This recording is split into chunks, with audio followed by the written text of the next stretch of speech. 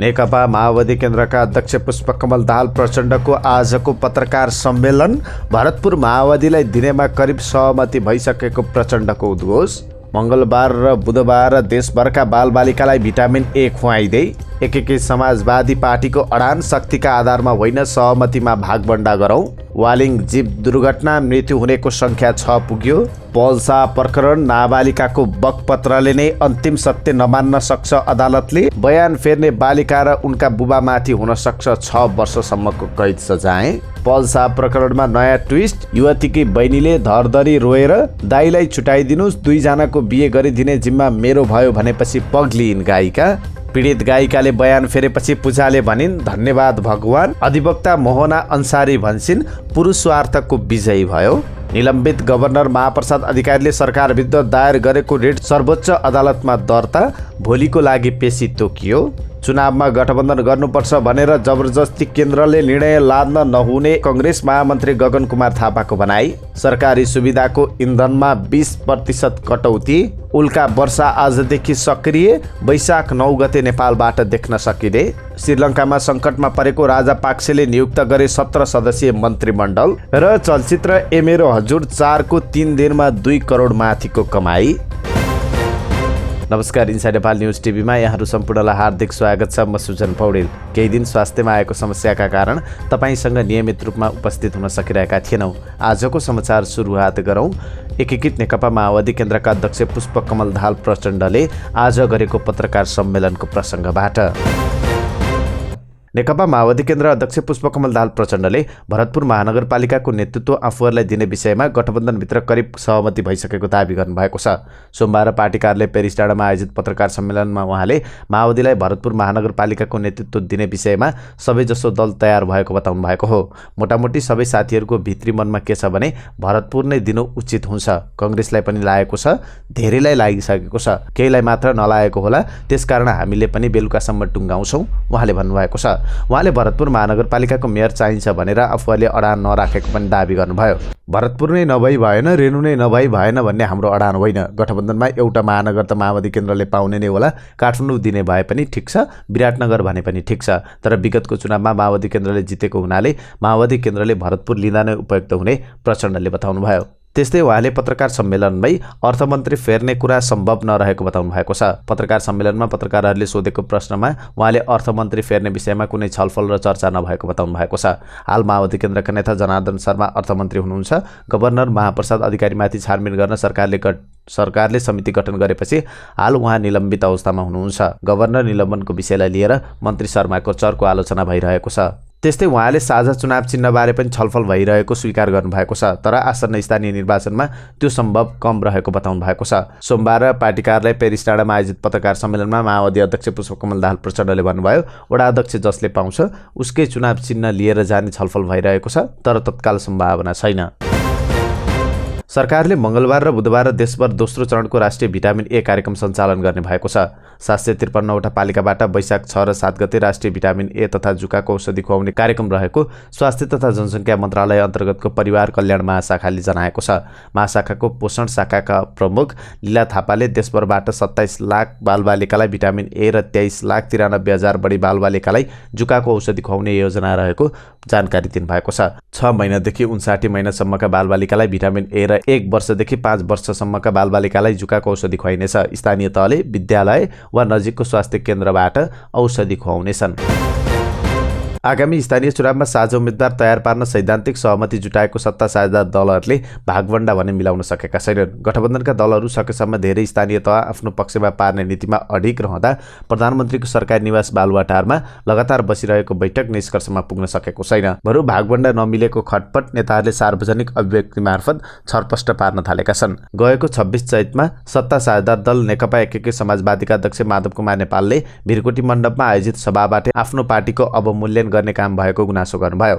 आफ्नो शक्तिको अति मूल्याङ्कन र हाम्रो शक्तिको अवमूल्यन नगर्नुस्। अध्यक्ष नेपालले चेतावनीकै भाषा भन्नुभएको थियो।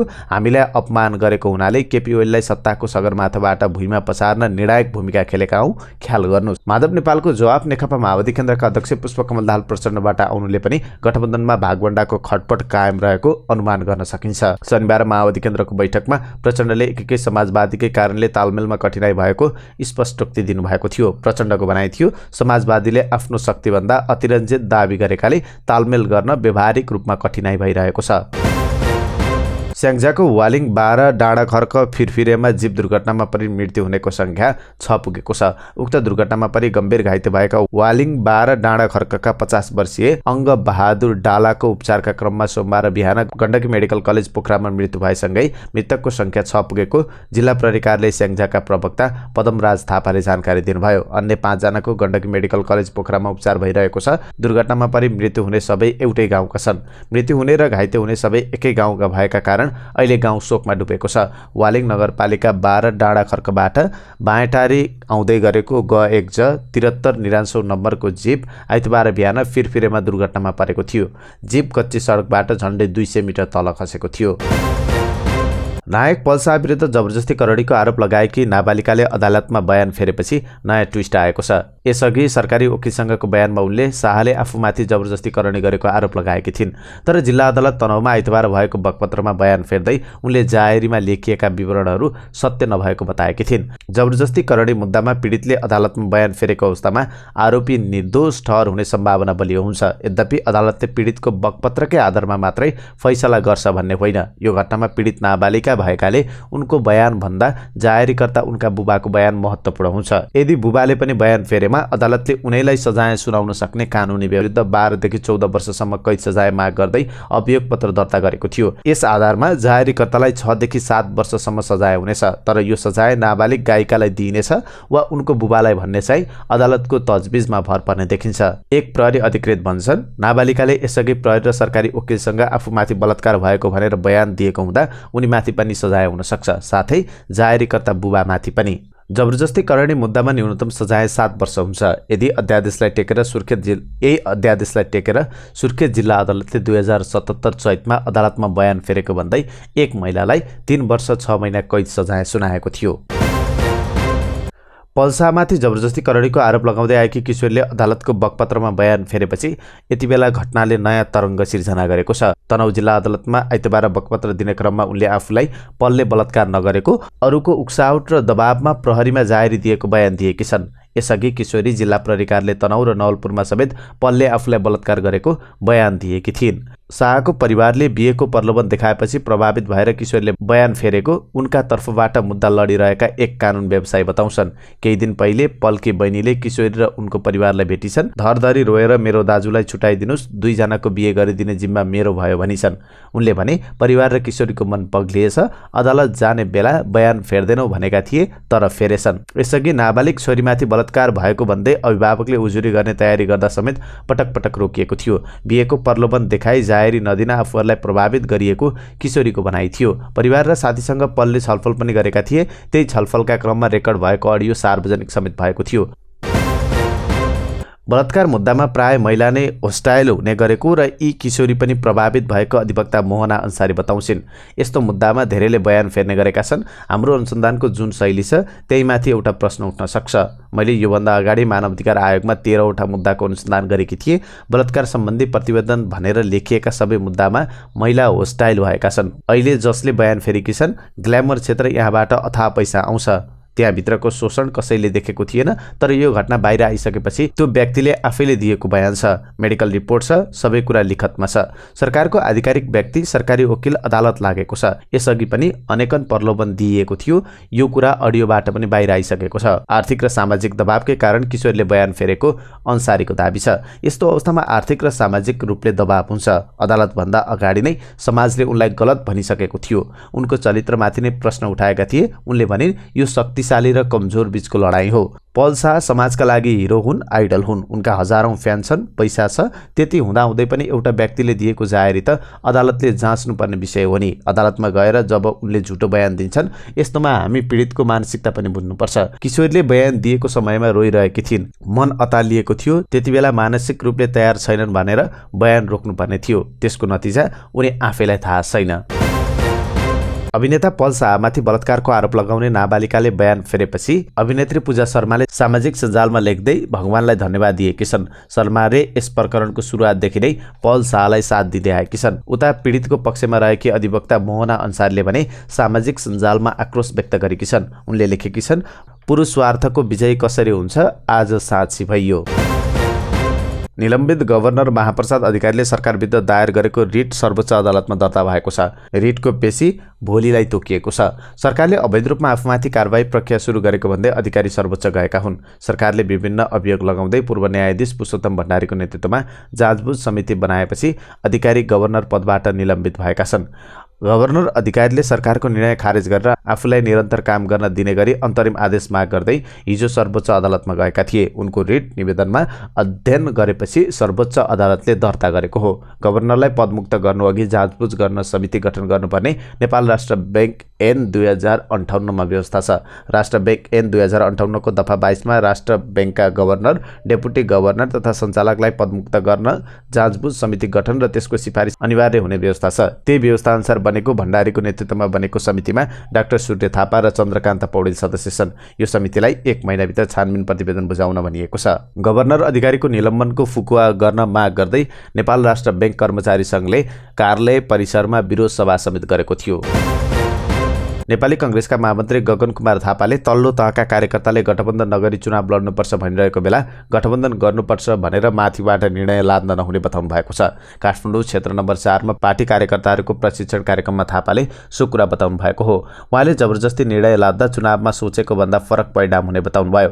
आफूले सुरुदेखि नै नेतृत्व तहमा यही कुरा राखिरहेको उहाँले जानकारी दिनुभयो। निर्वाचन पछाडि आफ्नो बहुमत नपुग्दा कसैसँग मिलेर सरकार बनाउने भन्ने संसदीय व्यवस्था अनुसार स्वाभाविक हुन्छ। तर निर्वाचन भन्दा पहिले नै तालमेल गरेर चुनावमा जित्नका लागि जाने भन्ने कुरा हाम्रो लागि स्वाभाविक कुरा होइन, थापाले भने। उनले कांग्रेसको चुनाव चिन्हबाट चुनाव लडेर जितेका जनप्रतिनिधिहरूले स्थानीय तहमा 1 रुपैयाँ पनि अपचलन गर्दैन भनेर प्रतिबद्धता जनाउनु पर्ने बताउनुभयो। म जितेर आए, जे पनि गर्छु भनेर हुँदैन, म एक्लै हुँ भनेर भन्न पाइँदैन, थापाले भने। सरकारले सरकारी सुविधाको इन्धनमा 20% ले कटौती गर्ने निर्णय गरेको छ। सरकारको केन्द्रीय मुद्रा सञ्चित घट्दै गएको भन्दै 30 चैतको मन्त्रीपरिषद बैठकले सरकारी सुविधाको इन्धनमा 20% ले कटौती गर्ने निर्णय गरेको हो। अर्थ मन्त्रालयबाट जारी सूचनामा भनिएको छ, इन्धन शीर्षकमा विभिन्न मन्त्रालय, निकाय र सरकारसँग सम्बन्ध सार्वजनिक सङ्घ संस्थाले बाँकी बजेटको 20% खर्च कटौती गर्नुपर्नेछ। यसमा अत्यावश्यक सवारी साधन, स्थानीय निर्वाचनमा खटिने साधन र शान्ति सुरक्षामा खटिने सवारी साधनको हकमा लागू नहुने मन्त्रालयले जनाएको छ। सरकारले यो निर्णय असार मसान्तसम्म लागू गर्नेछ। सक्रिय मौसमले साथ दिएको खण्डमा वैशाख 9 गते राति नेपाली आकाशमा उल्का वर्षाको रमाइलो दृश्य देख्न सकिने नेपाल एस्ट्रोनोमिकल सोसाइटीले जनाएको छ। लाइरिन मेटिरियर शावर अर्थात् वर्षको पहिलो पटक देखिने उल्का वर्ष वैशाख 12 गतेसम्म सक्रिय रहने सोसाइटीका अध्यक्ष सुरेश भट्टराईले जानकारी दिनुभयो। वैशाख 9 गते राति 9 बजेदेखि सूर्योदयसम्म उल्का वर्षा हेर्न देख्न सकिने उनले बताए। अत्याधिक सक्रियताको समयमा प्रति घण्टा 15 देखि 20 वटा उल्का खसेको देख्न सकिनेछ। थ्याक्चर नामक पुच्चे ताराले छाडेका धुलाका कण पृथ्वीको वायुमण्डलमा घर्षण भई जलेर नष्ट हुँदा यो उल्का वर्षा देखिने गर्दछ। थ्याक्चर पुच्चे ताराले सूर्यको एक परिक्रमा लगाउन 415 वर्ष लगाउँदछ। सङ्कटमा परेका श्रीलङ्काका राष्ट्रपति गोटाबाया राजापाक्सेले 17 सदस्यीय मन्त्रीमण्डल गठन गरेका छन्। विपक्षीले राजीनामाको माग गर्दै विरोध प्रदर्शन भइरहेका बेला राजापाक्सेले 17 सदस्यीय मन्त्रीमण्डल नियुक्त गरेका हुन्। राजापाक्सेले सुरुमा आफ्नो मन्त्रीहरूको मन्त्री परिषद बर्खास्त गरेर विपक्षीलाई नयाँ सरकार गठन गर्न आग्रह गरेका थिए। उनको प्रस्तावलाई विपक्षीले अस्वीकार गरेका थिए, तर उनले अहिले आफ्नो पार्टीका केही सदस्यलाई विभिन्न पदमा पुनः नियुक्त गरेका छन्। सन् 1948 मा बेलायतबाट स्वतन्त्र भएपछि श्रीलङ्का अहिलेसम्मकै खराब आर्थिक सङ्कटबाट गुज्रिरहेको छ। दैनिक 12 घण्टा लोड सेडिङ, खाद्यान्न, औषधि र इन्धनको अभावले चौतर्फी असन्तुष्टि बढेको छ। चलचित्र ए मेरो हजुर 4 को 3 दिनको व्यापार सार्वजनिक भएको छ। अनमोल केसी र सुहाना थापा स्टारर फिल्मले 3 दिनमा 2 करोड 43 लाख ग्रस कलेक्सन गरेको रिपोर्ट निर्माण टिमले सार्वजनिक गरेको छ। फिल्म ए मेरो हजुर 4ले पहिलो दिन नेपालभरबाट 88 लाख, दोस्रो दिन 66 लाख र तेस्रो दिन 89 लाख कमाएको वितरक गोविन्द साईले बताएका छन्। झरना थापा निर्देशित फिल्मले प्रदर्शनको पहिलो दिनदेखि नै दर्शकलाई हलमा आकर्षण गरेको थियो।